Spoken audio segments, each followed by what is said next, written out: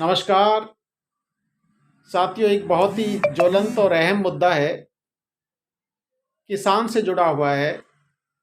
Greater Noida के किसानों का जो लंबे समय से अपने प्राधिकरण से मांगों को लेकर, जो कि जिसमें से लगभग 10-12% लोगों को उसका फ़ायदा भी मिल चुका है, उसके बावजूद भी 90% लोगों को उन सुविधाओं से, उन अधिकारों से वंचित किया है जिन मांगों को लेकर किसान लगातार सालों से अपनी मांगों को लेकर प्राधिकरण पर धरना प्रदर्शन, बीच बीच में अपना आंदोलन चलाता रहा है।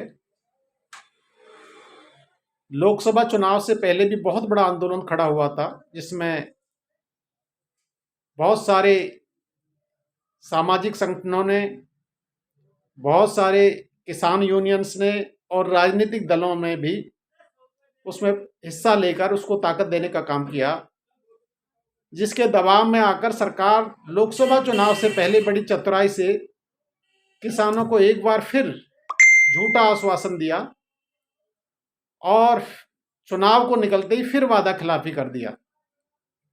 साथियों, इसी मांग को लेकर अब किसानों ने एक आह्वान किया और दिल्ली की तरफ लगातार 2 दिन से कूच कर रहा है। और कल जिस तरह का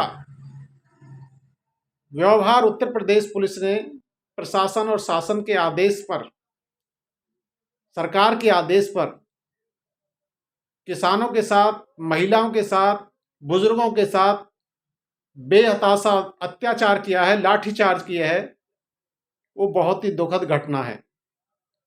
साथियों, इस बार किसानों ने आह्वान किया था कि किसी भी राजनीतिक दल को हम अग्रिम भूमिका में मंच और माइक नहीं देंगे। बिल्कुल सही उनका निर्णय है, क्योंकि जब जब राजनीतिक दलों का इस मूवमेंट में, इस आंदोलन में एंट्री हुई है, तो सरकार को मौका मिल गया है कि देखिए, ये आंदोलन किसान नहीं कर रहे, ये राजनीतिक दल इनको फायदा लेने के लिए उकसाने का काम कर रहे हैं। इस बार किसानों ने अपना प्योर किसानों का और उनके साथ जितने भी सामाजिक संगठन हैं उनका आंदोलन चलाया है। और उन्होंने आह्वान भी किया है कि किसी भी राजनीतिक दल को हम मंच और माइक, बाकी सहयोग में आप हमारे साथ में भीड़ का हिस्सा बन सकते हैं, हमारे सहयोग में डंडे झंडे लेकर। तो निश्चित तौर पर अच्छा निर्णय है।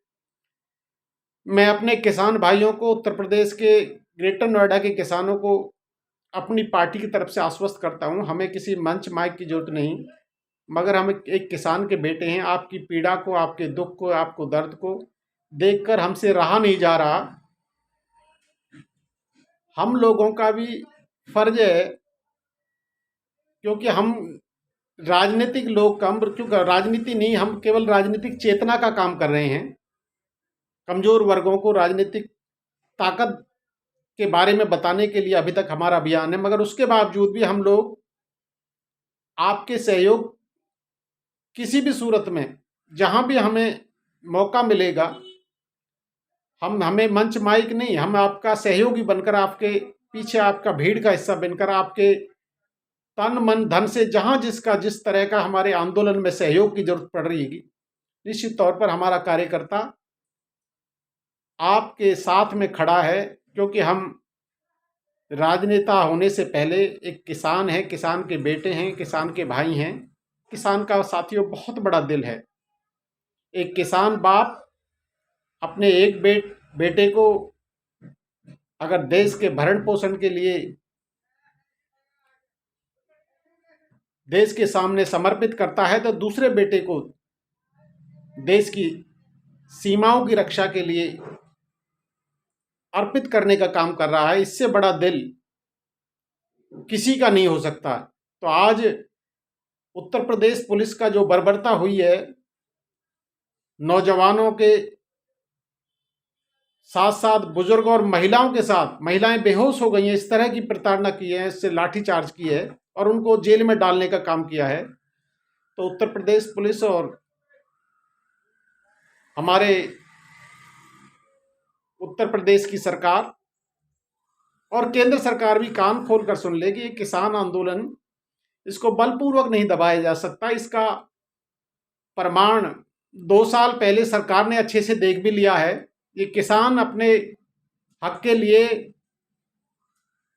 लड़ सकता है और अपनी जान भी देने के लिए पीछे नहीं हटता, इसका प्रमाण आपने देख लिया है। तो माननीय प्रधानमंत्री जी, आपके पास ये अपनी आवाज़ को, अपनी गुहार को लेकर आ रहे थे, मगर उससे पहले उत्तर प्रदेश पुलिस ने जिस तरह का व्यवहार दिल्ली उत्तर प्रदेश बॉर्डर पर किसानों के साथ किया है, ये बहुत ही निंदनीय है और एक पूरे देश के लिए, किसान के लिए संदेश है। ये सरकार, ये किसान विरोधी है, ये नौजवान के विरोधी है, ये पूंजीपतियों, उद्योगपतियों को ताकत देने के लिए पूरी ज़मीनों को हड़पना इनका सबसे पहली जो योजना है, उसको पूरा करने के लिए बार बार हर मौके पर कभी भूमि अधिग्रहण लाती है, कभी काले कानून कृषि के आपकी उपज को हड़पने के लिए करती है।